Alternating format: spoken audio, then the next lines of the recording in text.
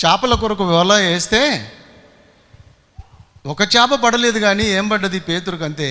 పేతురుకు అంటే నాసు పడ్డది. నేను కూడా కొన్నిసార్లు చేపలు పట్టే అనుభవం నాకు ఉన్నది.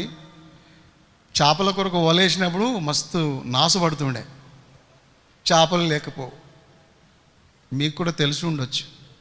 దేవుడు నన్ను అన్ని రంగాలలో నడిపించాడు కాబట్టి నేను అప్పుడప్పుడు చెప్పుకుంటా. చేపలు పట్టే అనుభవం కూడా ఉంది. వలతో చేపలు పట్టినప్పుడు కొన్నిసార్లు నాసు పడేది. పేతురు జీవితంలో కూడా రాత్రంతా కష్టపడ్డాడు, ఒక్క చేప కూడా పడలేదు. పొద్దు పొడిసింది, ఇంకా ఇంటికి వెళ్ళాలని వలలు బాగు చేసుకుంటూ ఆలోచిస్తున్నాడు ఆయన.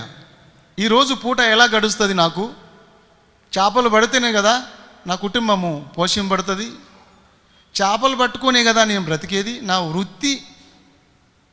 వృత్తి నా పని అదే కదా. ఈరోజు చేపలే పడలేవు, ఎలా గడుస్తుంది నాకు అని నిరాశ నిస్పృహతో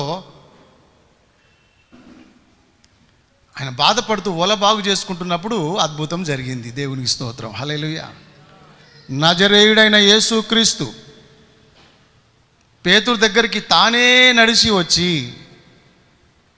కొన్ని అవకాశాలు వస్తాయన్నమాట.